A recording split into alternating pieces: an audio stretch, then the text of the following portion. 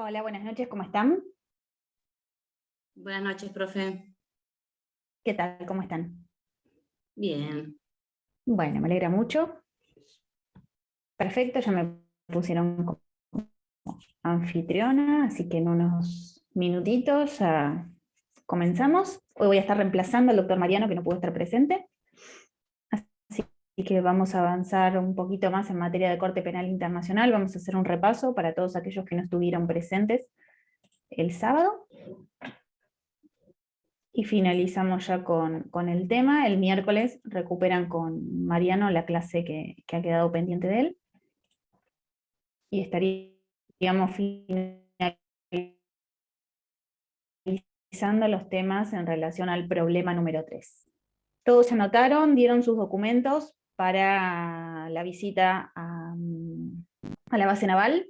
Si quedó alguien pendiente, avísenos, nos manda un mensaje por WhatsApp, así lo incluimos a la lista con su nombre completo, lo que nos solicitan desde la base para que puedan ingresar, para que podamos ingresar todos. Profe, yo me quise inscribir a la hora más o menos de que salió la publicación en el CED y me dijeron que ya estaban llenos los cupos para la visita a la base. Bueno, voy a hablar con el doctor Joaquín, porque vos sos parte de la Comisión de Derecho Internacional, así que debe haber habido tal vez alguna confusión con los chicos del centro, pero te pido me pases tu número de documento, así se lo indico al doctor Fabio para que te incluya en la lista. Bien, ¿Se lo puedo mandar por acá o se lo mando Morena. por WhatsApp? Sí, por supuesto. Sí, sí, sí. Si me lo quieren enviar ahora al chat, ya lo agendo. Bueno, dale, dale. Morena, que vi que está en la misma situación, también envíamelo por el chat o por WhatsApp, como prefieran, y yo lo anoto para que puedan participar. Perfecto, Joaquín.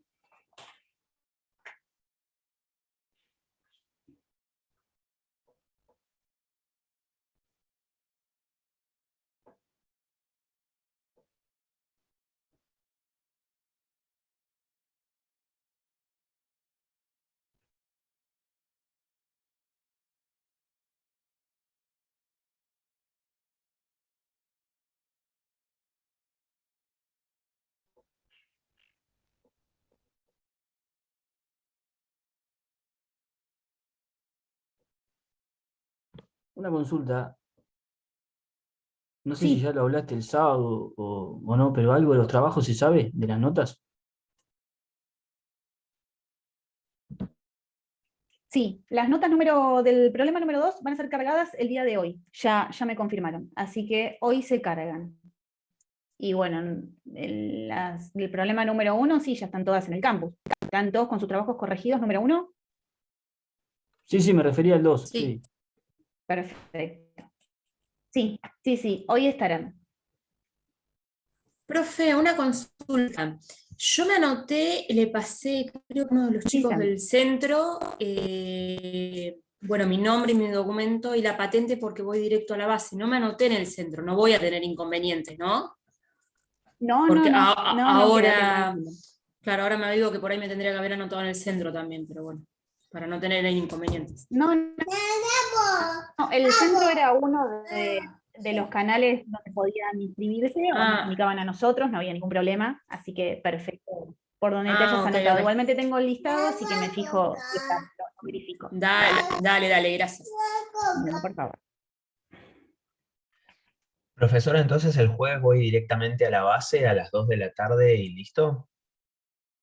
Exacto, sí, sí. Bueno, listo, gracias.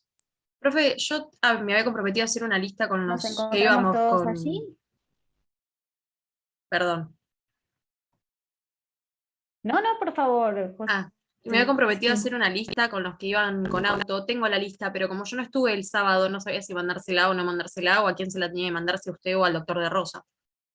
No, no hay ningún problema, cualquiera de los dos. Igualmente, si van con autos y en todo caso quieren ponerse de acuerdo, porque el punto de encuentro va a ser o en la facultad y desde allí van hacia la base, o en la misma base quienes tengan movilidad propia o quieran ir en forma individual, pero de cualquiera de las dos formas es justamente para organizarse y que todos podamos llegar hasta allí. Bueno, si quieres yo la lista que Así tenía, que en todo caso va a ser otra opción.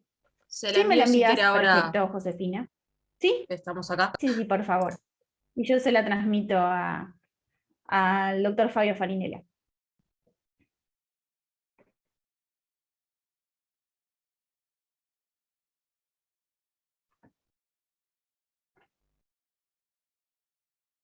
¿Alguna otra duda o consulta mientras tanto?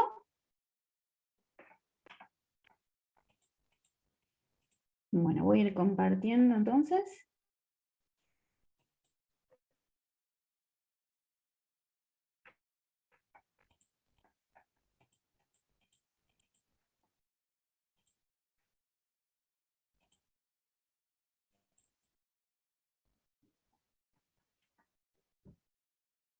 ¿Lo ven correctamente? ¿Me escuchan bien?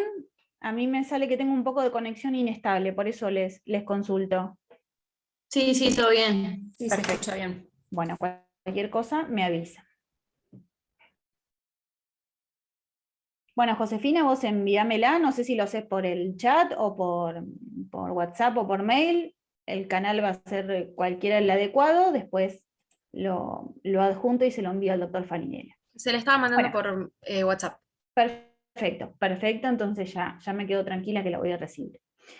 Vamos a avanzar entonces con lo que nos quedó pendiente, sí, de la semana pasada, bueno, con quienes estuvieron presentes en la clase del día sábado, ya vamos a ver entonces los puntos principales, así todos están con este marco de información que resulta ser tan importante para la resolución del problema y sobre todo, ¿sí?, para el derecho internacional público, el marco de lo que tiene que ver con nuestro aprendizaje, ¿sí?, en esta materia. El rol de la Corte Penal Internacional, el sistema de protección específico en materia, ¿sí?, de derechos humanos en este aspecto, y el juzgamiento a quienes hubieran cometido crímenes internacionales, ¿sí?, que están específicamente tipificados en el Estatuto de Roma como tal, que da nacimiento, que da la creación a la Corte Penal Internacional, y que justamente tiene por finalidad llevar a cabo el juzgamiento de quienes hubieran cometido este tipo de crímenes, que justamente implican la violación a normas ius cogens, es decir, el conjunto de normas que han de proteger valores fundamentales para la comunidad internacional en su conjunto, ¿sí?, es decir, la paz y la seguridad internacionales, la vida y la dignidad de las personas. Bueno, de allí la importancia de su tratamiento, de su comprensión, y justamente lo que haremos de tratar el día de hoy. Bueno, ya veníamos hablando en un marco de evolución histórica previa, cómo el derecho internacional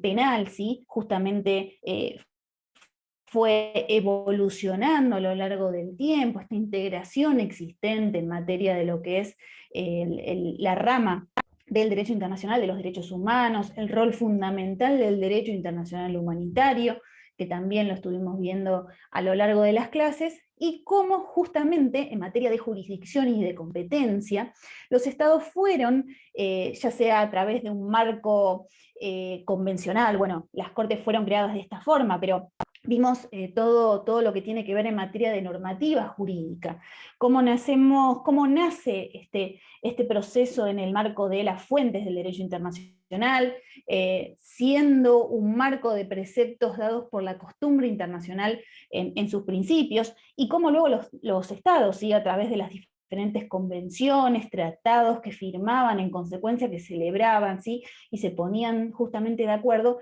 en materia de preservación y de castigo también a quienes hubieran cometido crímenes de tales características, siempre en un marco de preservación, por supuesto, de la vida y de la dignidad de las personas. Así hablamos de las convenciones de Ginebra. Bueno, vamos a hablar específicamente hoy de la tipificación del crimen internacional en consecuencia, que justamente ha de juzgar a quienes cometan violaciones a las convenciones de Ginebra, a sus protocolos, a todo el derecho internacional humanitario en sí, con todo lo que ello significa, ¿no?, en materia de preservación de los derechos de las víctimas, de quienes se encuentren en un marco de indefensión, hablo de los civiles, por supuesto, y el marco de aquellas personas que se encuentren fuera de combate, ya sea porque hayan resultado heridos, enfermos y náufragos. El rol fundamental en materia de normativización, cuando hablamos del rol de los prisioneros de guerra, el trato debido a los prisioneros de guerra en consecuencia, ¿sí? Su inmediata liberación al momento de finalizado el conflicto armado. Bueno, varias de estas cuestiones que hemos abordado a lo largo de las clases y que hoy vamos a resumir en este marco, en el rol fundamental que lleva al juzgamiento de una corte que justamente, a diferencia de sus antecesoras, ha de tener este carácter permanente. ¿Sí? Esto es lo que caracteriza efectivamente a la Corte Penal Internacional. Tengamos en cuenta que cuando hablamos también del Tribunal Militar Internacional de Nuremberg, el Tribunal de Tokio, también los tribunales ad hoc que fueron creados con posterioridad, ¿sí? En el marco de conflictos armados que se suscitaron. Hablamos en este caso específicamente de los tribunales penales internacionales para la ex Yugoslavia y para Ruanda, tribunales que fueron creados en este caso, ¿sí? Ante la existencia de un conflicto armado. Este era el antecedente que daba lugar a la creación de la Corte en este caso. Y justamente, ¿qué veíamos acá? Que la competencia y la jurisdicción que tenían dichos tribunales estaban específicamente dispuestos para esta situación que había dado nacimiento a la creación de dicha Corte, de dicha tribunal. O sea, aquellos delitos, aquellos crímenes que se habían producido en el seno de tales conflictos armados y a partir de allí su juzgamiento. Estas eran las características que imperaban en este tipo de cortes. Hablamos de los principios de Nuremberg, lo que significaron, ¿sí? En materia de antecedentes a la hora del juzgamiento, a todos los responsables, ¿sí? En el marco de la Comisión de Crímenes Internacionales, sin importar en este caso la jerarquía, ¿sí? De quienes los hubieran cometido. Y además hablamos de esta existencia de no poder ampararse, por ejemplo, en la teoría de los actos propios, ¿sí? Por parte del Estado. Había quienes que planteaban justamente el hecho de cometer una determinada acción como producto de un acto oficial. Era el Estado quien cometía esta violación internacional, no mi propia persona, y de allí este amparo y búsqueda de impunidad, que por supuesto la evolución del derecho penal internacional en consecuencia, justamente fue derrotando a los fines de que justamente la persona física resulta responsable de la comisión de estos crímenes. Bueno, volviendo un poquito a lo que charlamos en materia de las cortes, y teniendo en cuenta este tipo de conceptualizaciones específicas basadas en estas jurisdicciones ad hoc, ¿sí? Creadas al efecto de responder, ¿sí? Al juzgamiento de quienes hubieran cometido crímenes en ese momento específico y en el territorio en el cual el conflicto bélico o armado se hubiera llevado a cabo, como así también el hecho de la existencia de una partición de justicia de carácter parcial. Esto también lo estuvimos hablando en materia de las críticas existentes en ese momento, a lo que fue justamente, por ejemplo, el Tribunal Militar Internacional de Nuremberg, ¿sí? Cuando, son los vencedores, ¿sí? Quienes proceden a llevar a cabo estos juzgamientos, cuando podemos inferir la existencia de la Comisión de Crímenes Internacionales por parte de ambos bandos, pero solo uno fue quien finalmente resultó juzgado. Entonces, este marco, estas cuestiones fueron las que dieron pie a la necesidad, ¿sí? De justamente crear una Corte Penal Internacional de carácter permanente, ¿sí? Y este es uno de los puntos fundamentales que hacen al Estatuto de Roma y a la existencia de la Corte en consecuencia. Acá uno de los principales antecedentes o momentos en los cuales se comenzó a debatir sobre esta necesidad en el seno, ¿sí? De la Organización de Naciones Unidas fue justamente a partir de la aprobación a través de la resolución 260 de la Convención para la Prevención y Sanción del Delito de Genocidio. Fíjense la importancia, uno de los crímenes internacionales que habremos de abordar justamente el día de hoy.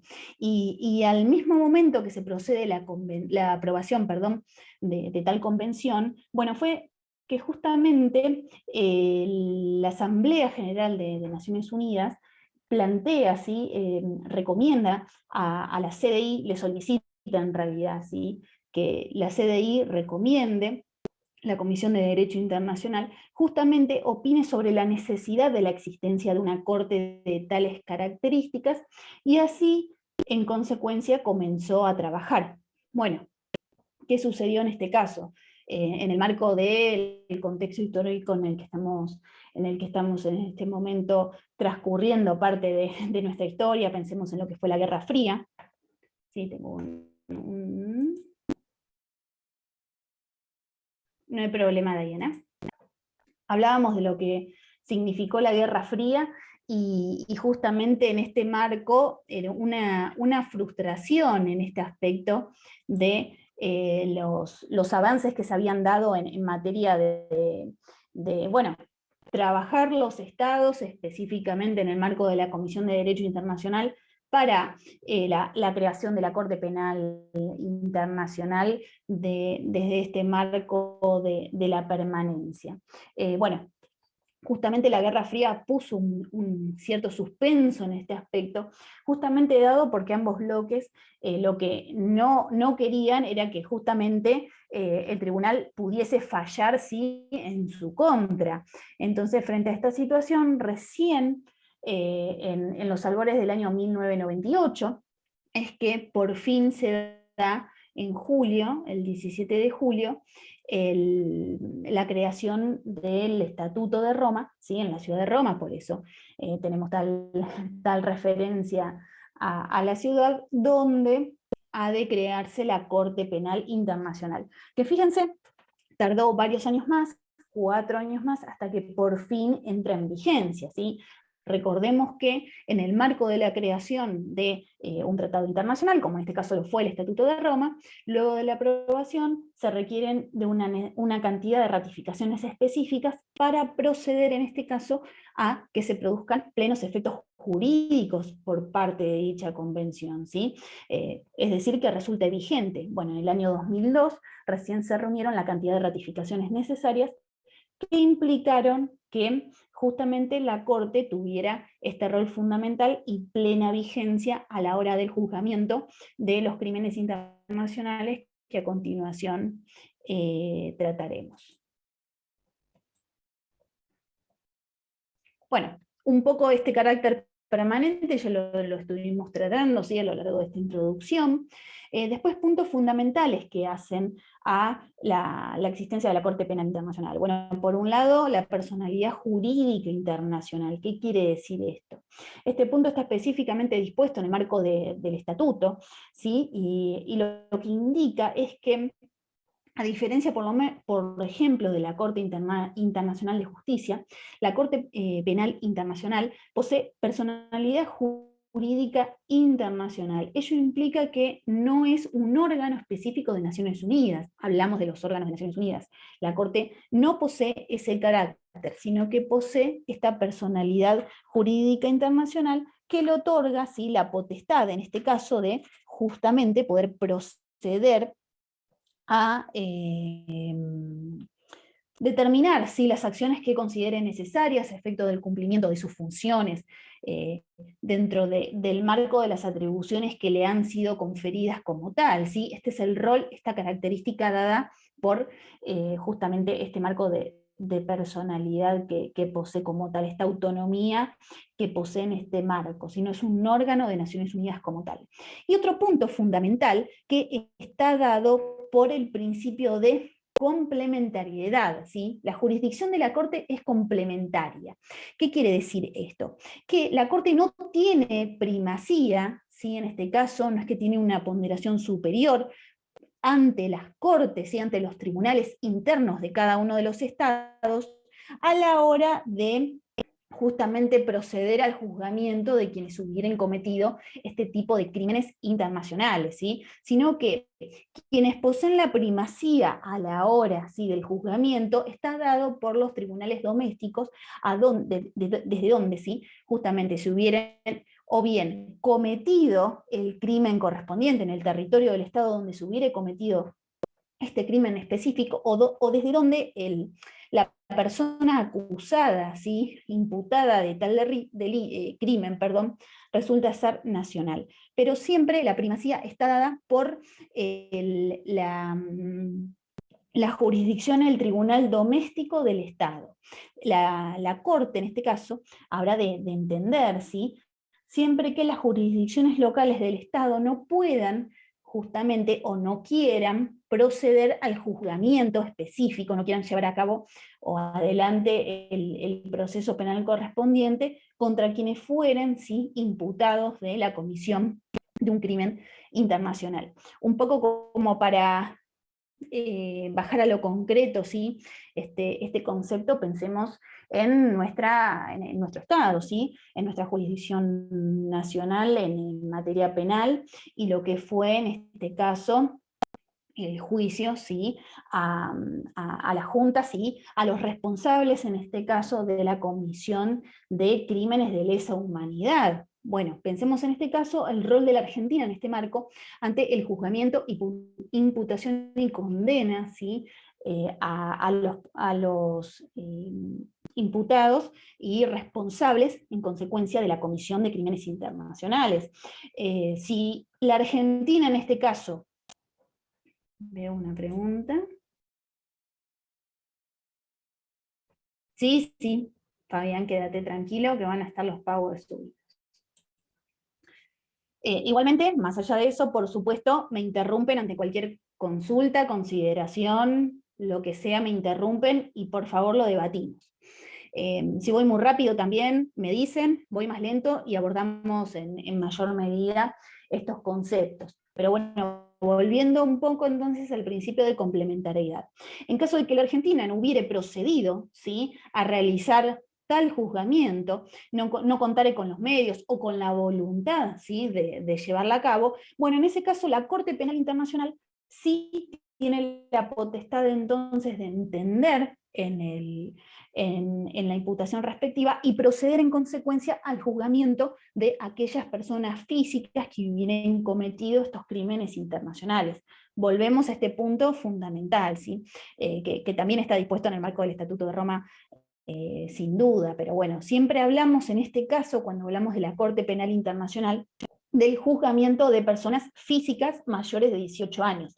Esta es una de las características también que hacen a la funcionalidad de la Corte en contraposición a la Corte Internacional de Justicia, de la que ya estuvimos hablando, y que justamente aborda conflictos entre estados.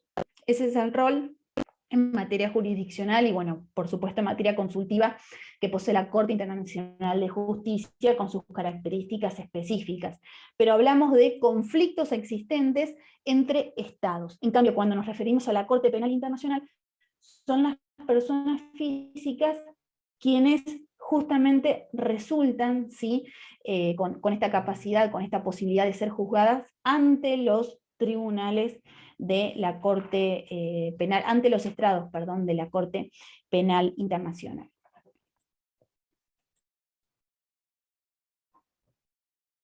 Bien, en materia de jurisdicción, lo que hablábamos recién, ha de ejercer su jurisdicción sobre personas naturales mayores de 18 años, y también principios específicos que se encuentran todos establecidos en el marco del Estatuto de Roma, ¿sí? O sea, ustedes pueden, por supuesto, acudir al Estatuto, hay una pregunta específica en el marco del problema número 3, bueno, van a encontrar, por supuesto, cada uno de estos puntos específicamente detallados y prescriptos conforme lo establece el estatuto en consecuencia, y la posibilidad de actuación por parte de la Corte, ¿sí?, que dice el principio de irretroactividad ratione personae, que justamente en este punto rige este principio, es decir, que toda persona habrá de ser juzgada en el marco, ¿sí?, de la Corte Penal Internacional por aquellos crímenes, aquellas conductas que se hubieran cometido, ¿sí?, en un marco posterior a su entrada en vigencia, ¿sí? Una persona no puede ser penalmente responsable en base a un presunto, una conducta, ¿sí? Que pueda ser un presunto crimen internacional y que hubiere sido cometido con anterioridad, ¿sí? A su entrada en vigencia, el año 2002. Pensemos nuevamente en el rol entonces de, por ejemplo, los tribunales penales para la ex Yugoslavia, para Ruanda, que fueron creados en el marco de un contexto histórico y que justamente tienen jurisdicción y competencia a tales efectos frente a los crímenes que se hubieran cometido en dicho marco temporoespacial, ¿sí? Esta es la característica fundamental. Bueno, el Consejo de Seguridad, ya sabemos, es el órgano que procedió a su creación en consecuencia, y bueno, dentro de este marco, en lo que hace al rol de la Corte Penal Internacional, en este caso la jurisdicción específicamente, justamente rige este principio. La Corte ha de poder intervenir en consecuencia siempre que estemos hablando de la comisión, de la presunta comisión, ¿sí? De un crimen que se hubiere cometido con posterioridad a su entrada en vigencia, es decir, al año 2002. Bueno, improcedencia del cargo oficial. En este marco hablamos específicamente, antes de ir por estos dos puntos, además de la irretroactividad, otro punto fundamental está dado por la imprescriptibilidad, ¿sí? Los crímenes internacionales no prescriben como tales. Esto también es un punto fundamental que da paso a garantizar justamente el juzgamiento de los responsables y evitar la impunidad, ¿sí? Los crímenes internacionales, en este caso específicamente tipificados en el marco del estatuto, resultan ser imprescriptibles. Bueno, en materia de improcedencia del cargo oficial, ahora sí, habíamos estado hablando al respecto. Tengamos en cuenta que acá el estatuto toma específicamente como antecedentes los principios de Nuremberg que estuvimos abordando en el marco de las clases anteriores, y en este aspecto, bueno, justamente lo que establece es que una persona no debe poder ampararse en su cargo, ya sea que estemos hablando de jefe de Estado, jefe de gobierno, primer ministro, miembros del Poder Ejecutivo, Poder Legislativo, no han de poder ampararse, ¿sí? En dicho cargo, aun cuando existan las respectivas inmunidades previstas, ¿sí? en el marco interno, a la hora de ser juzgados por la presunta comisión de crímenes internacionales, ¿sí? La improcedencia del cargo oficial en consecuencia, ni tampoco en lo que rija en materia, ¿sí? De legislación interna en relación a las inmunidades que competan a los cargos, ¿sí? Oficiales, a los cargos de Estado, no resultan ser posibles, no resultan ser efectivos a la hora de evitar, ¿sí? Que dichas personas puedan resultar juzgadas por la Comisión de Crímenes Internacionales. Esto es muy importante. Lo mismo en materia de responsabilidad de jefes y otros superiores. ¿Qué quiere decir esto? Específicamente acá hablamos los artículos que les menciono en este aspecto, son los artículos 28 y artículo 29 del estatuto. En relación a la responsabilidad de los jefes, ¿qué quiere decir específicamente? Que en este caso, justamente, el oficial jerárquico, ¿sí? Habrá de resultar responsable frente a la posible comisión de crímenes internacionales que sus subordinados pudieran haber cometido en consecuencia en el marco o sea, al estar bajo sus órdenes, ¿sí? Por más que lo hubiere o no sabido y existiera negligencia en el caso de que no conociera la conducta llevada a cabo por sus subordinados. Entonces, específicamente está dispuesto este grado de responsabilidad, ¿sí? Del superior jerárquico, siempre que hubiere tenido conocimiento del crimen que se estaba cometiendo y no hubiera hecho nada en consecuencia, o existiera negligencia en el sentido de que, conforme las circunstancias, debiera haber tenido el respectivo conocimiento y actuar en consecuencia conforme el mando que detenta, ¿sí? y el deber entonces de hacerse cargo de las acciones de quienes estén bajo su subordinación,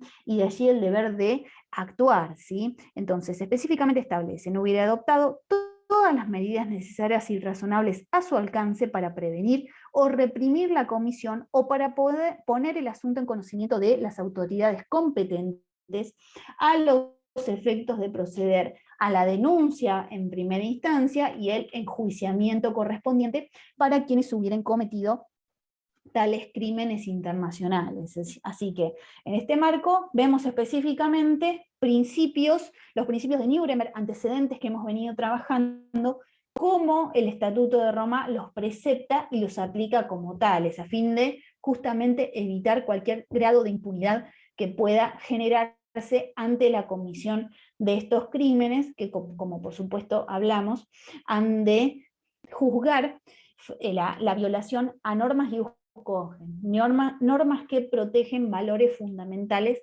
para la comunidad internacional en su conjunto, y que tengamos en cuenta, o sea, una norma imperativa solamente puede ser modificada, ¿sí?, o dejada sin efecto por otra norma de iguales características, de un mismo rango, por otra norma imperativa. Y por supuesto, ¿sí?, las normativas internas de los estados bajo ningún punto pueden prohibir o contradecir tales disposiciones jurídicas, porque justamente hacen a valores que son reconocidos por la comunidad internacional en su conjunto, y de allí el deber de todos los estados de proceder a tanto su protección como a su fomento, ¿sí? En todo este marco hablamos siempre de este concepto que tanto les refiero, el desarrollo progresivo del derecho internacional, y desde allí los valores fundamentales que como tal los estados, la comunidad internacional en sí debe proteger, prevalecer y promover. Bueno, ahora sí vamos en consecuencia a hablar de la competencia de la Corte Penal Internacional. ¿Frente a qué tipo de crímenes internacionales, frente a qué tipo de conducta justamente va a actuar? Bueno, está dispuesto en el marco del artículo 5, la tipificación, ¿sí? Dice que la competencia de la Corte habrá de limitarse a los crímenes más graves de trascendencia para la comunidad internacional en su conjunto, esto que venimos charlando. Y justamente la Corte habrá de intervenir siempre que estemos ante un marco de pruebas y de sucesos, de hechos, que den la inferencia de haberse cometido el crimen de genocidio, crímenes de lesa humanidad, crímenes de guerra o crímenes de agresión. Específicamente, si vamos a un marco interno, como nuestro Código Penal ha de receptar, de tipificar cuáles son los delitos que justamente resultan ser susceptibles de ser tratados por las jurisdicciones penales locales, ¿sí?, de nuestro derecho interno. Bueno, lo mismo trata el Estatuto de Roma, e indica ante qué tipo de crímenes la Corte Penal Internacional ha de efectivamente poder actuar. Bueno, vamos a ver brevemente cada uno de ellos y a qué nos referimos ante la comisión de tales crímenes internacionales. Bueno, en primer lugar, el crimen de genocidio. Estuvimos charlando un poquito en el marco de lo que fue la Convención para la Prevención y el castigo del crimen de genocidio, con todo lo que significa, ¿sí?, en este marco, y justamente está específicamente tipificado en consecuencia en el Estatuto de Roma. Hablamos del crimen de genocidio justamente cuando estamos ante la presencia de actos perpetrados con la intención de destruir total o en forma parcial a un grupo nacional, étnico, racial o religioso. O sea, hay una descripción específica del tipo penal que tiene que configurarse para que justamente estemos ante la comisión de tal crimen internacional. Y da una serie de acciones, de conductas que justamente han de inferir que estamos ante la comisión de tal crimen. Bueno, la matanza de los miembros del grupo, lesiones graves a la integridad física, a la integridad intelectual, mental de sus miembros, por supuesto el sometimiento, ¿sí?, de los miembros del grupo a condiciones, a determinados tipos de acciones que puedan configurar un marco de destrucción, física, ya sea total o parcial, lo mismo en un marco intelectual, si está pensado desde ambas perspectivas, medidas destinadas a impedir nacimientos dentro, ¿sí?, de este grupo étnico, racial, nacional, del que estemos hablando, como así también el traslado por la fuerza de niños a otros grupos. Implican en todo este marco que estamos ante la comisión de un crimen de genocidio, ¿sí?, con todo lo que ello significa. Bueno, habíamos hablado un poco al respecto de dicha convención, que fue aprobada por la Asamblea General de las Naciones Unidas en el año 1948. Tengamos en cuenta en este caso que fue el primer tratado internacional en materia de derechos humanos, justamente celebrado en el ámbito de las Naciones Unidas. Esta convención tan importante en materia de preservación, ¿sí?, de las comunidades, dentro de todo lo que significa en materia de derechos humanos, de índole no solo en materia de la preservación de la vida, hablamos de la vida, de la dignidad, del rol de los derechos culturales, bueno, un marco fundamental y que por supuesto tenemos antecedentes históricos muy graves, ¿sí?, que hacen a la necesaria aplicación y valoración de esta convención, de esta fuente del derecho internacional como tal, y por supuesto el efectivo juzgamiento y posterior sanción a quien cometiera tal crimen internacional en consecuencia, ¿sí? Y de allí esta importancia. Bueno, tengamos en cuenta que tienen que darse estas características específicas para que justamente estemos ante la aplicación de lo dispuesto por el artículo 6 del Estatuto de Roma. No es que estamos ante la presencia de ante cualquier grupo específico puede darse esta connotación, sino tenemos que estar ante la presencia de un grupo nacional, étnico, racial o religioso, para que estemos ante justamente la configuración, esta posible configuración de un crimen internacional, si así, por supuesto, la Corte lo considerare, fallará en consecuencia en la respectiva sentencia que por supuesto, dicte. Bien, vamos a los crímenes también de lesa humanidad, con todo lo que ello significa. Bueno, cuando hablamos de crímenes de lesa humanidad en este marco, específicamente la descripción, la tipificación del crimen está dado ante la existencia de actos, ¿sí?, que son cometidos como parte de un ataque generalizado y de carácter sistemático contra una población civil y con conocimiento de dicho ataque. O sea, acá hablamos de un rol inferente, ya sea del Estado, ¿sí?, o de grupos, siempre con un conocimiento previo de lo que se está llevando a cabo. Esta característica dada por la existencia de un ataque de índole generalizado o sistemático, ¿sí?, lo cual implica toda una estructura, todo un aparato puesto, ¿sí?, a los fines de la comisión de este tipo de crímenes, que están específicamente también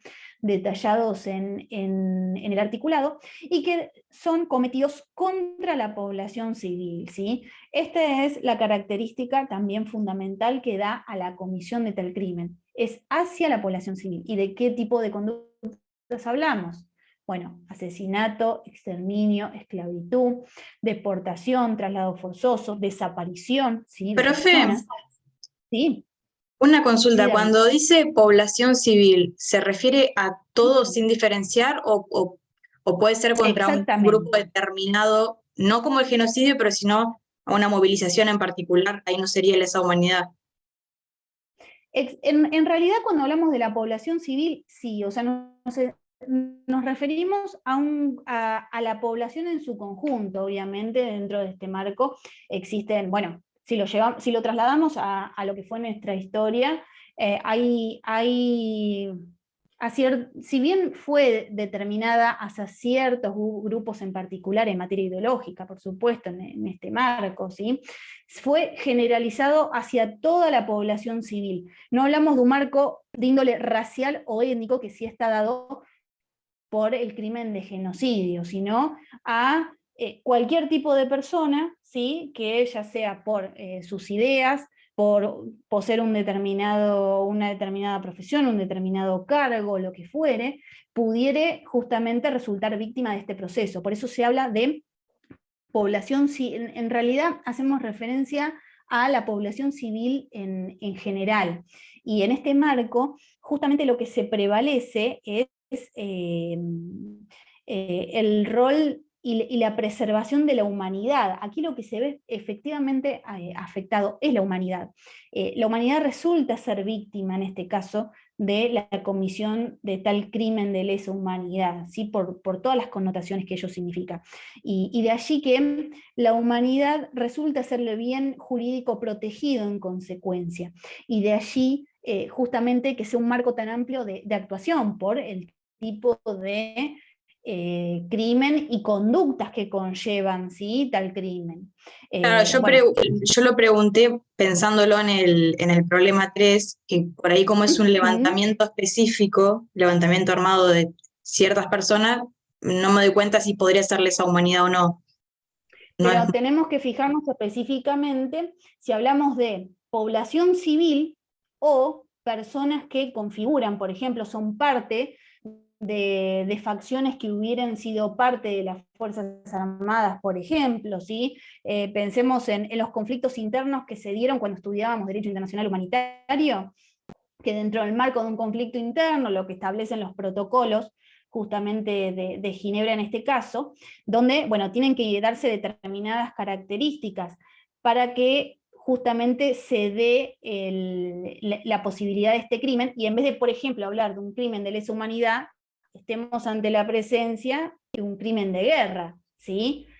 Vamos a hablar de ello al respecto, Dalma, también, y qué connotaciones tiene el crimen de guerra frente a las características que en este caso tienen que darse.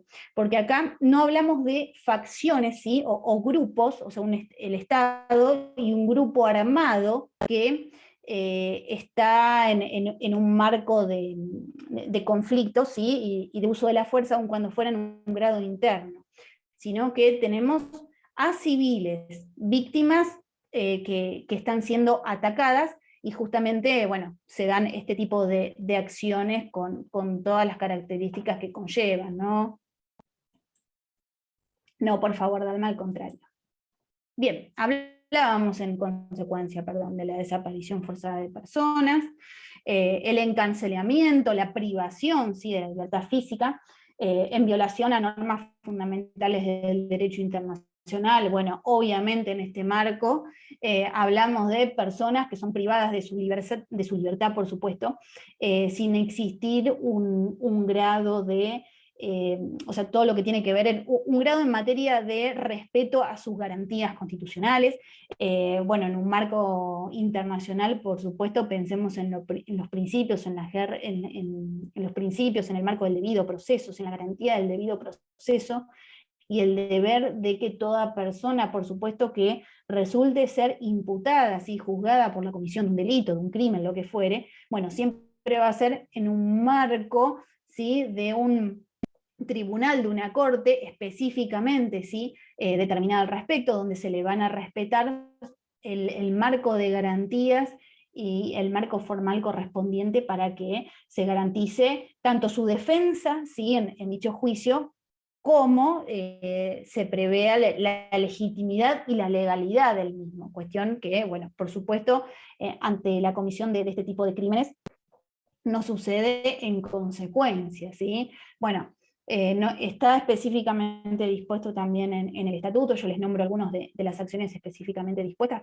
pero por supuesto el marco de torturas, la esclavitud sexual, todo lo que tiene que ver en materia de violación, prostitución forzada, bueno, crímenes aberrantes y que por supuesto, ¿sí? Configuran la necesidad del juzgamiento correspondiente a todos los responsables, más allá de la responsabilidad que puede inculcarse por parte del Estado a quienes hubieran específicamente hubieran dado las órdenes de cometer semejantes aberraciones, las hubieran cometido en consecuencia o no hubieran tenido como charlábamos, el debido, el debido cuidado, la debida diligencia conforme a su cargo, para impedir que dichos hechos en primer lugar sucedan, y si así sucedieran, se proceda a la respectiva denuncia, ¿sí?, a las autoridades competentes para que se juzgue y condene, si la Corte, el tribunal que interviniere lo considerare necesario y pertinente, conforme si la conducta que esta persona imputada hubiera llevado a cabo y que implique, por supuesto, la comisión de un crimen de lesa humanidad. Bueno, vamos ahora a los crímenes de guerra. ¿Cuándo hablamos de los crímenes de guerra? Ahora sí, ahora paso. Este es uno de los puntos que resultan también importantes en este marco para el problema número 3. Perdón. ¿Cuándo estamos ante la comisión de un crimen de guerra? Bueno, justamente la Corte ha de tener competencia, ¿sí?, en este marco cuando se cometen tales crímenes como parte de un plan o de una política o de la comisión, ¿sí?, o como parte de una comisión de este crimen a gran escala. Tienen que darse estos puntos en particular para que estemos ante la comisión de un crimen internacional. Bueno, y en este marco, justamente, ¿qué refiere? Hablamos de un crimen de guerra cuando estamos ante violaciones serias, ¿sí?, violaciones de gran magnitud, justamente al derecho internacional humanitario. Justamente, ya sea por los estados beligerantes, o sea, las partes beligerantes, mejor dicho, porque pueden ser estados en un marco de un conflicto armado de índole internacional, o como también puede darse en un marco de un conflicto interno, ¿sí?, que también estemos ante la comisión de tal crimen, ¿sí?, y que por lo tanto deba el responsable justamente responder en consecuencia. Pensemos en el artículo 3, ¿sí?, común a las convenciones de Ginebra, pensemos en este punto también para el problema, como justamente también en el rol de los protocolos, ¿sí?, cuando se define frente a qué tipo de circunstancias estamos ante la comisión, no de un crimen de guerra, sino cuando el protocolo conceptualiza cuando estamos ante justamente un conflicto armado de índole interno, qué características tiene que tener justamente para que produzcan efectos jurídicos las convenciones de Ginebra en consecuencia, en realidad el derecho internacional humanitario. Bueno, de allí la integración de ambas temáticas. Por un lado, la responsabilidad internacional penal del individuo por la comisión de crímenes internacionales y el rol del derecho internacional humanitario en consecuencia, ¿sí? Las violaciones graves, las violaciones serias al derecho internacional humanitario justamente están juzgadas y amparadas en el marco de lo que tiene que ver con la tipificación de los crímenes internacionales. Bueno, aquí tenemos el marco de actuación específica, violaciones graves, no solo a las convenciones de Ginebra, sino leyes y usos aplicables a los conflictos armados internacionales, por supuesto dentro del marco del derecho internacional, y específicamente detallado el artículo número 3, común a los 4 convenios, cuando hablamos de conflictos internos, ¿sí?, y que implican, bueno, determinados actos cometidos contra personas que no participan directamente del conflicto, hubieran depuesto las armas, los civiles, ¿sí?, que también resulten víctimas en el marco de un conflicto interno que puede sucederse como tal, y que configuran este rol fundamental dado por el derecho internacional humanitario en consecuencia. Bueno, un poco en el marco de lo que ha sido la jurisprudencia a lo largo del tiempo, ha determinado cuándo estamos ante los elementos que hacen a un crimen de guerra. Bueno, en primer lugar, la violación, ¿sí?, a dicha normativa, que debe constituir un incumplimiento específico del derecho internacional humanitario. Este marco de reglas que van a estar dadas en un primer momento, como lo vimos, dentro de un marco de índole consuetudinario. Si pensemos en aquellas conductas, aquellas acciones, ¿sí?, por parte de los estados que son realizados en un marco o conciencia de obligatoriedad, y que por lo tanto resultan ser de carácter vinculantes, ¿sí?, y que pueden por lo tanto generar responsabilidad internacional, no solo al Estado en consecuencia, sino a aquellos sujetos, a aquellas personas físicas que los cometieron, ¿sí? En este marco. Bueno, y por supuesto, el marco de disposiciones específicamente dispuestas en las convenciones que se hubieran celebrado. Bueno, la violación, por supuesto, debe ser de carácter serio. Ello implica un quebrantamiento de una regla que protege valores importantes y debe involucrar graves consecuencias para las víctimas. Volvemos siempre a esta conceptualización primera dada por la protección de los valores fundamentales, ¿sí? Perdón, y el deber en consecuencia de respeto y de preservación, no solo por parte de los estados, que en definitiva somos todos los ciudadanos de la comunidad internacional que le debemos el grado de respeto correspondiente y de preservación, ¿sí? Porque sea a los derechos humanos de todos nosotros, porque en definitiva hablamos de los estados como construcciones sociales, pero que que llevan íncitas a nosotros como personas, y el deber en consecuencia de respetarlos y de responder en consecuencia si se hubiere procedido a la comisión de tales crímenes internacionales con varios de estos puntos que están siempre tipificados, ¿sí? Estos ataques de índole sistemáticos, esta necesidad, y que así por supuesto se da, ¿no? De que hay un conocimiento de lo que significa, un consentimiento a la hora de llevar a cabo este tipo de acciones con la criminalidad que implican, y el deber entonces de responder en consecuencia. Por eso la gravedad, ¿no? Y el hecho de que justamente tengamos siempre a la humanidad como el bien jurídico protegido, la humanidad como el bien máximo a proteger. Y de allí entonces que se tipifican estos crímenes específicos. Vamos por último al crimen de agresión. Bueno, en este marco, acá hablamos específicamente, estimo tal vez lo han hablado con mayor profundidad, en lo que es el uso de la fuerza por parte de los estados, y cuando estamos ante la presencia de un crimen de agresión. Bueno, acá tenemos que definir qué es un crimen de agresión frente a un paso previo que es cuando hablamos de un acto de agresión, ¿sí? Bueno, justamente estamos ante la presencia de un acto de agresión cuando hay un uso de la Fuerza Armada, ¿sí? Por el Estado, o sea, por un Estado contra la soberanía, la independencia o la integridad territorial de otro Estado.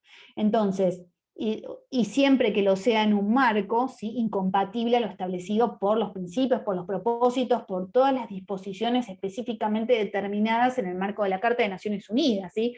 Y que hemos visto frente frente a la existencia de un ataque del uso de la fuerza por parte de un Estado, más allá de la responsabilidad internacional que le genere, bueno, ¿cómo debe actuar, por ejemplo, el Estado que resulta ser en este caso atacado por otro, ¿no? Bueno, tenemos varias connotaciones en este marco que están específicamente dispuestas en el capítulo 7 de la Carta de Naciones Unidas, el rol del Consejo de Seguridad en consecuencia, ¿sí? Y bueno, ¿cómo estamos frente a la existencia de un acto de agresión? Entonces el Estado ha de tener que atentar contra la soberanía, la integridad territorial o la independencia política de otro Estado.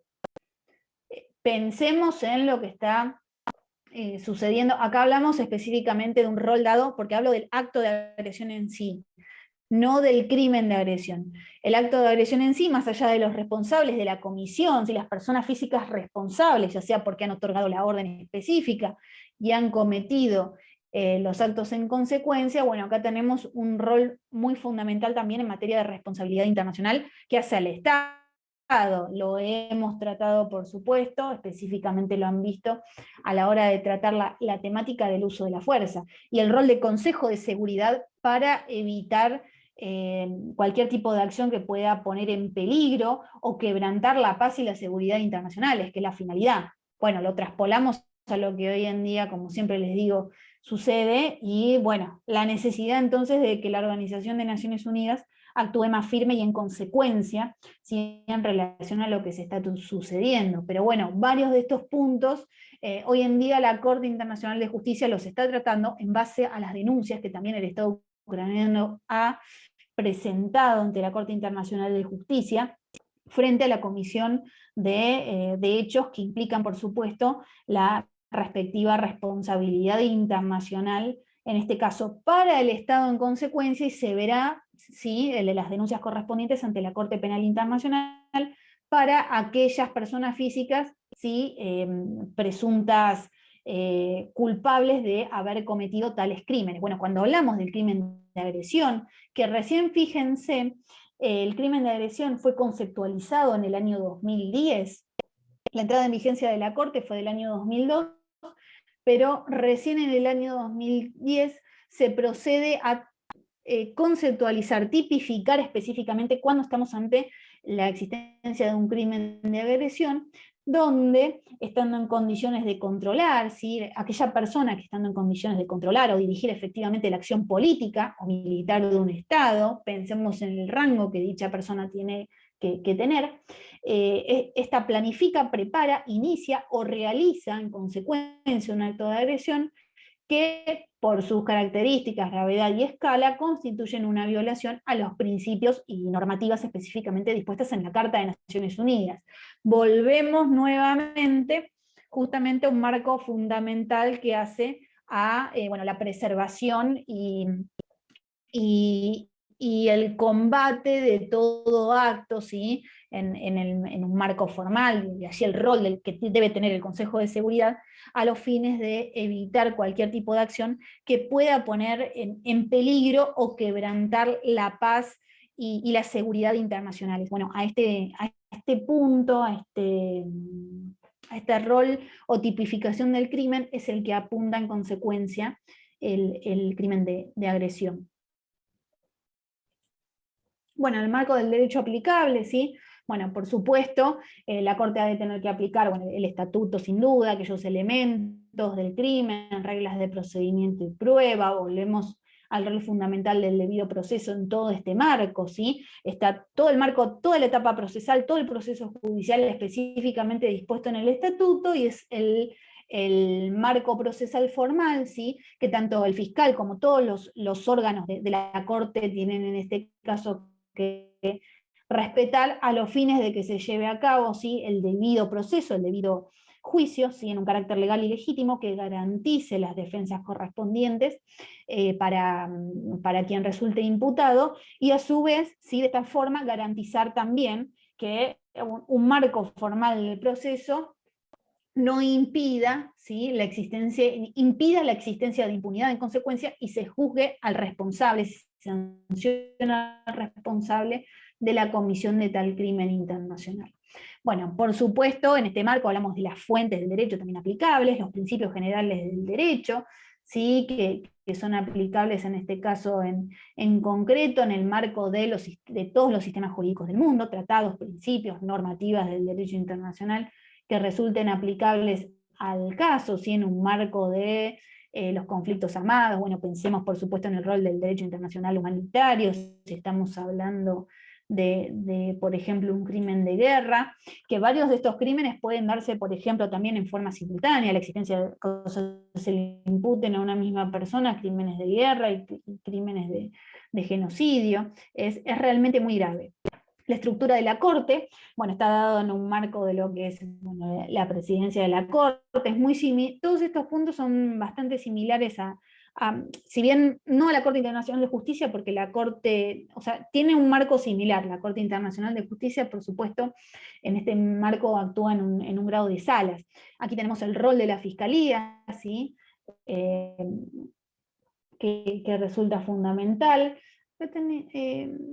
En el ejercicio de la competencia, este punto creo que no lo vimos, cómo se ejerce la competencia específicamente antes del derecho aplicable, porque tiene razón de ser con el rol de la Fiscalía.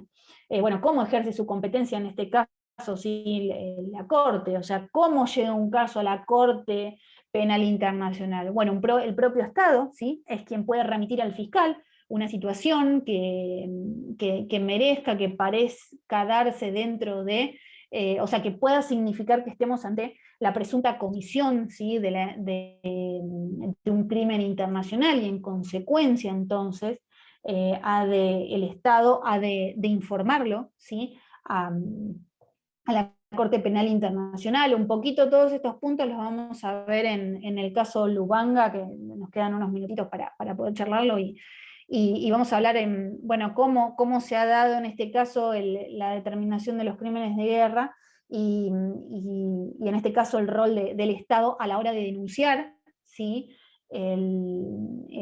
la posible comisión de dicho crimen, que así fue dispuesto por la Corte Penal Internacional. Bueno, el Consejo de Seguridad también tiene esta potestad, lo mismo que sucede en el marco de cuando hablamos en materia de un conflicto entre estados, que tiene esta potestad de informar bueno, en este caso específico, en materia penal, al fiscal, para que proceda, ¿sí?, a la investigación correspondiente, frente también a una posible existencia de la comisión de uno o varios de estos crímenes. Bueno, lo que hace el Consejo de Seguridad, ¿sí?, es remitirle estas acciones específicas que una persona puede haber cometido, y el fiscal habrá de investigar. Y también puede hacerlo, ¿sí?,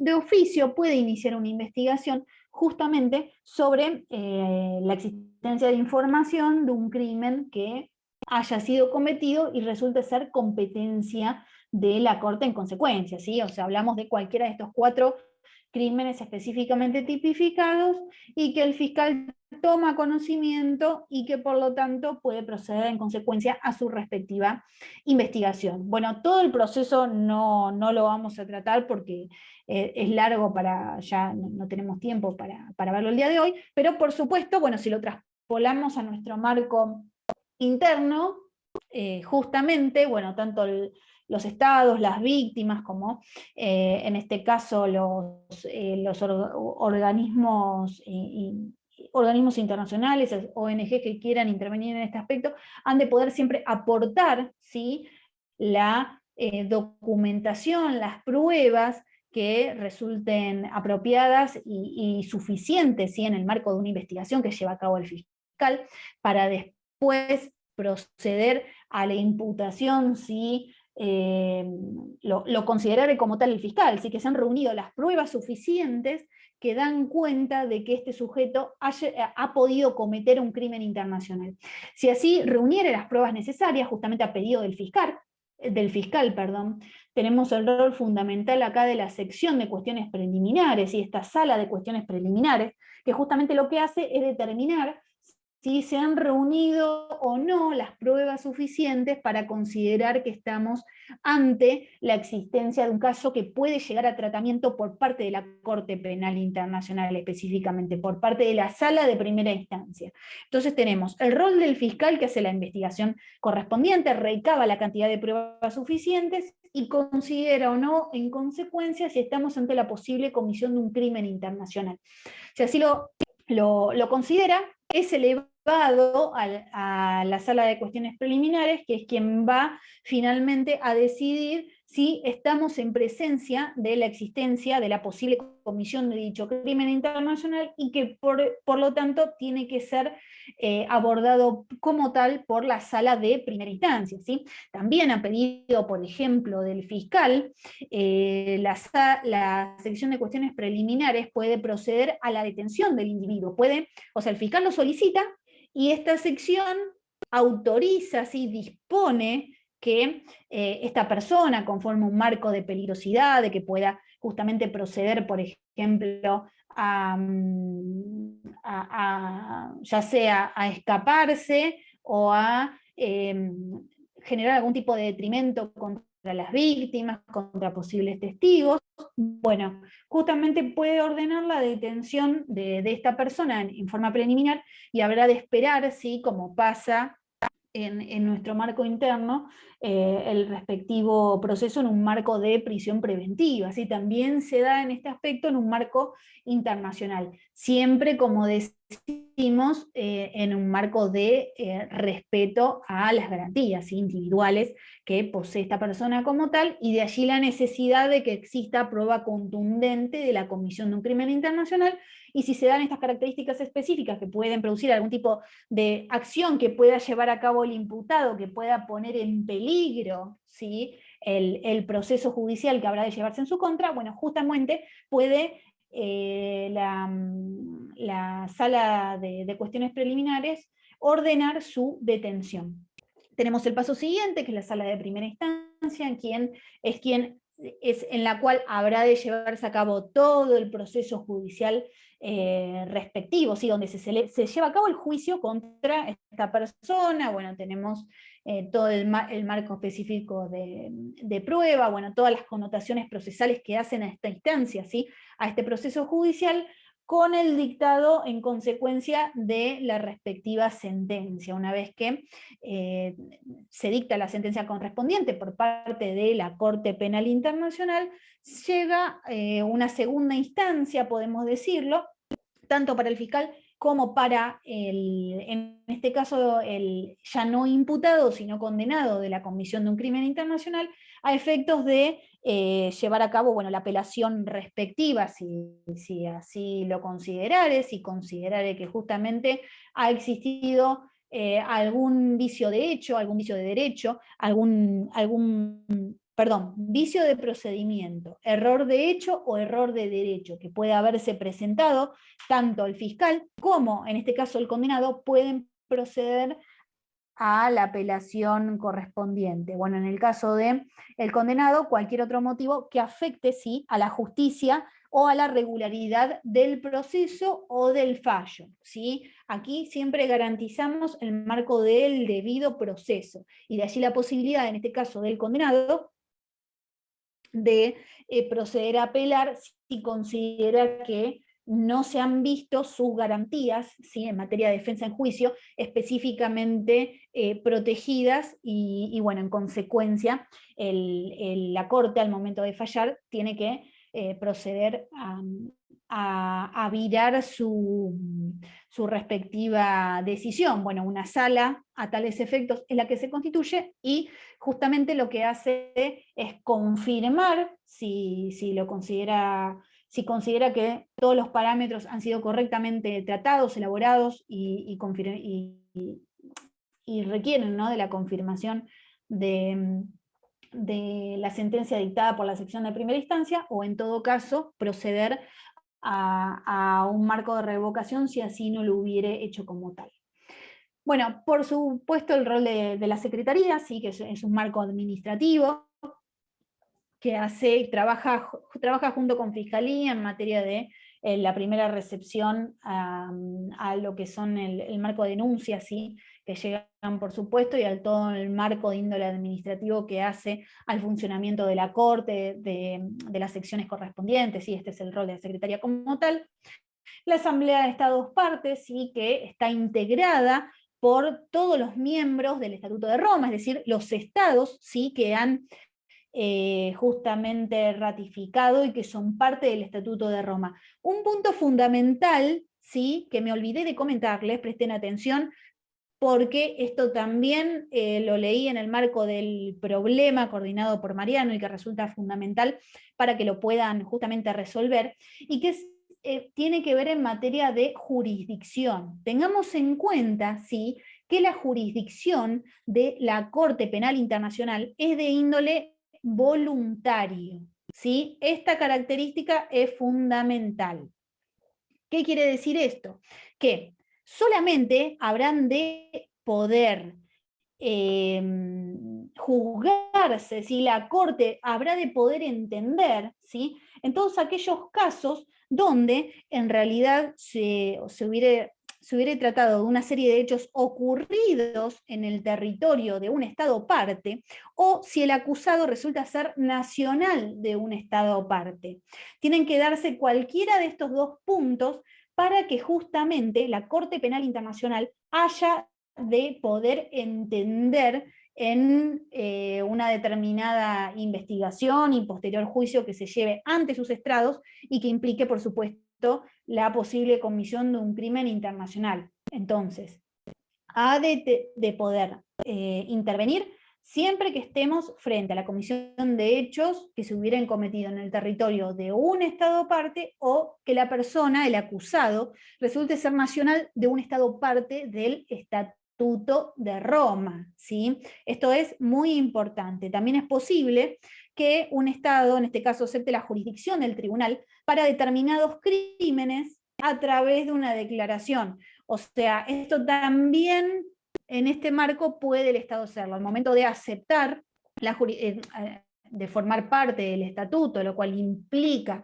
la aceptación de la Corte, bueno, puede realizar una declaración en este marco. Pero tengamos en cuenta que dicha declaración, esto es importante, no ha de tener un grado de validez, de efectividad, cuando estemos ante la existencia de algún tipo en este caso, situación, ¿sí? O conducta llevada a cabo por un individuo en este caso, y que sea remitida por el Consejo de Seguridad en el marco de las funciones que le competen conforme al artículo 7º de la Carta, ¿sí? Si hay una situación en este marco específicamente determinada por el Consejo de Seguridad en consecuencia, bueno, no habrá de poder valerse cualquier tipo de declaración que tenga por fin delimitar, ¿sí?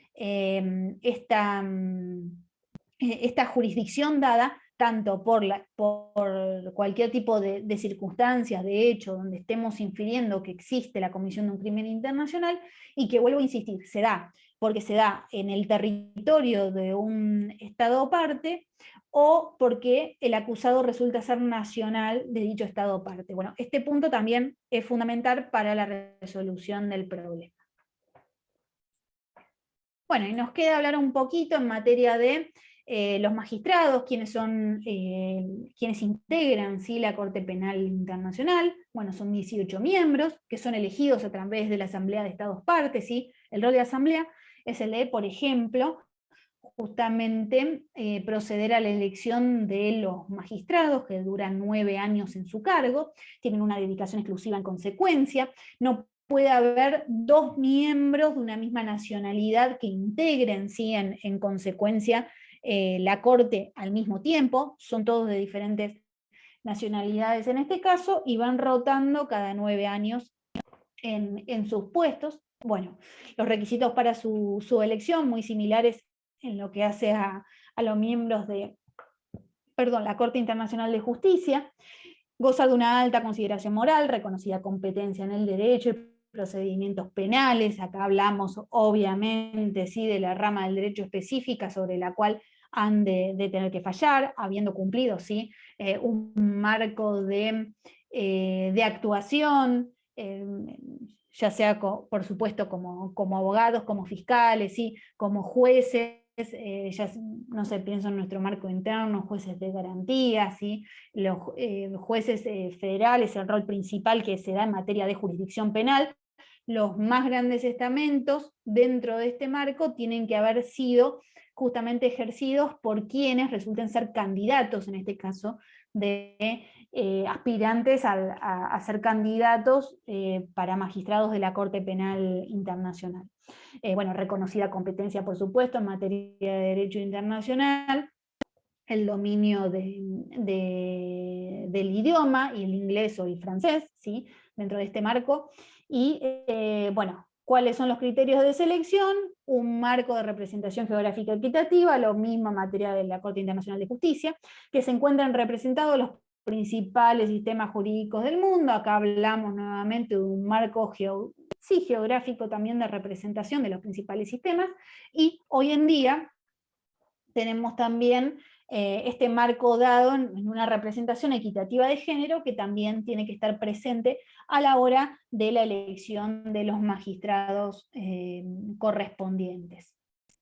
Muy cortito como para finalizar, y volviendo al rol de los crímenes de guerra, bueno, y todas estas acciones que hemos visto, comentarles lo que fue muy rápido.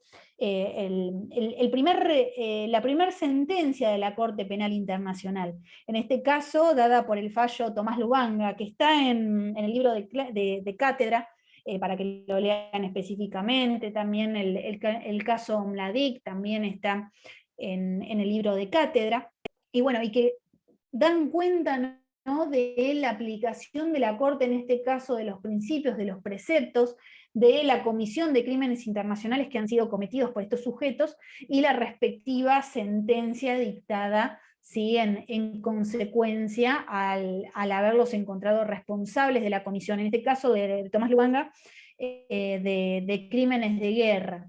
Estos hechos se dan en la República Democrática del Congo, específicamente en la provincia de Turín.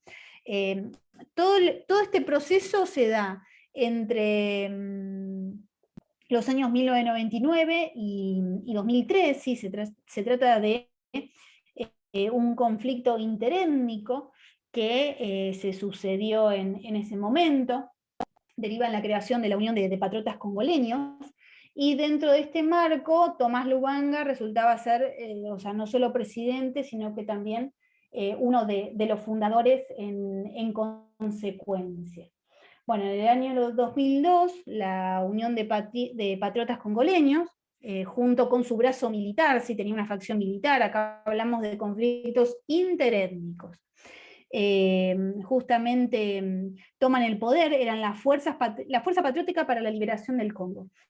Y en este marco, justamente habrán de llevarse, ¿sí?, conflictos armados que habrían de durar hasta agosto del año 2003. Bueno, en el marco de todos estos conflictos, en marzo del 2004, es el presidente de la República Democrática del Congo, el presidente, si acá hablamos del Estado, quien ha de referir esta situación particular de su país a la Corte Penal Internacional. Pensemos en uno de los marcos donde se produce el ejercicio de la competencia, justamente cuando es el propio Estado quien realiza la denuncia y pone en conocimiento del fiscal de un tipo de acción o de situación que puede configurar la existencia de un crimen internacional. Bueno, en este caso la presidencia de la República Democrática del Congo es quien lleva a cabo esta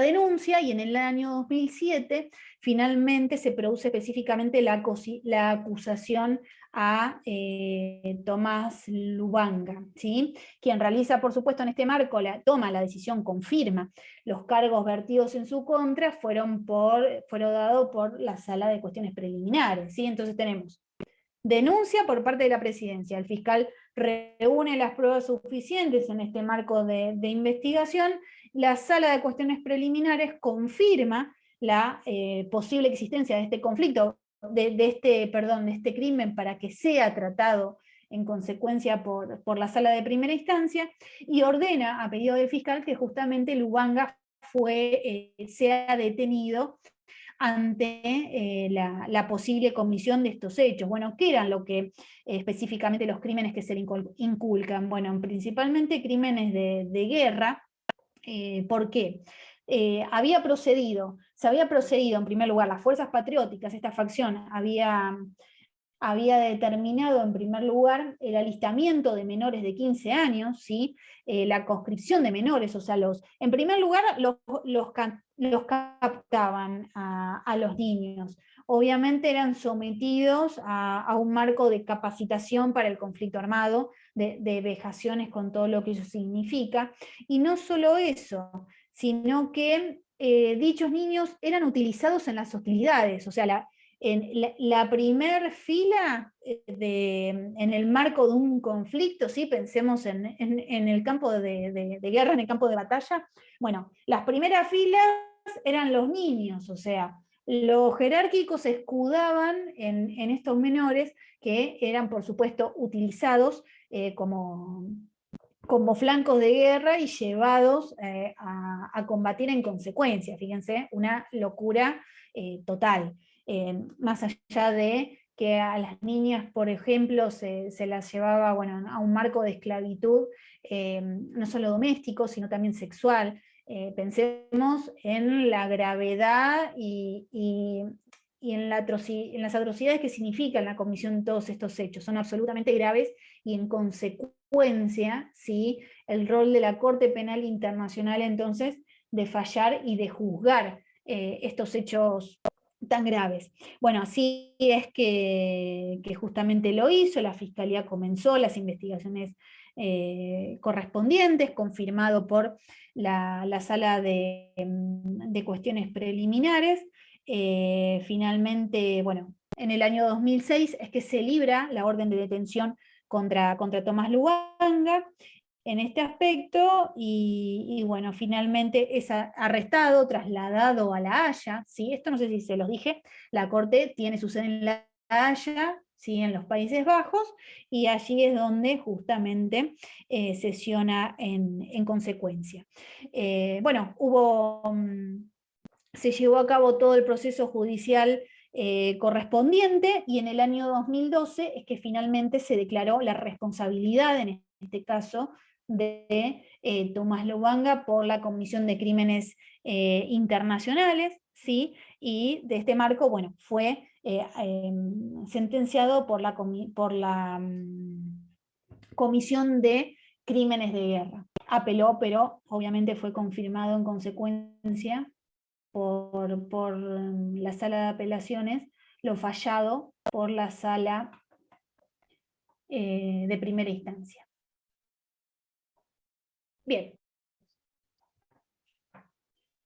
¿Alguna duda? ¿Hasta acá algún comentario? Varios de estos fallos están también en el libro de cátedra. Cualquier consulta me dicen. Puntos fundamentales para el problema: la tipificación de los crímenes internacionales, la jurisdicción, el principio de complementariedad, el rol de la irretroactividad, de la imprescriptibilidad, ¿sí?, de los crímenes internacionales, todos puntos muy importantes y que debemos tener en cuenta a la hora de la resolución. Todas estas cuestiones que les comenté, más allá de, por supuesto, específicamente determinados en el Estatuto de Roma, al que todos podemos tener acceso hoy en día por cualquier medio, así que bueno, más allá de eso, cualquier consulta, por supuesto, me dice. Bueno, ¿cómo estamos? ¿Todo bien hasta acá? ¿Alguna duda? No, Bueno, perfecto, todo bien. Bueno, chicos, bueno, bárbaro. Hoy se suben las notas y bueno, nos vemos con quienes vayan en forma presencial el día jueves, en este caso, para que finalicen los temas pendientes con él para la resolución del problema. Gracias, Gracias, profe. Nos